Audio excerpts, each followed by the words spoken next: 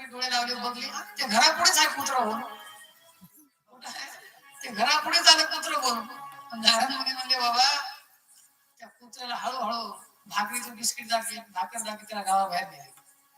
कुत्र्याला असं बिस्किटच्या भागा कोणाला खूप वाटत बिस्किट वेगळंच आहे. बिस्किट देता देता ते गेलं बाहेर कुत्र. आणि बाहेर गेल्यानंतर काय झालं, नारद मुनीच्या डोसक्यावर हात ठेवली, त्याला जाणीव झाली मी काय होतो आणि काय झालं. मग नारद मुनी म्हणू लागले बाबा आता तरी चाल कुत्र्या, वैकुंठाला तुला नेण्यासाठी आलो.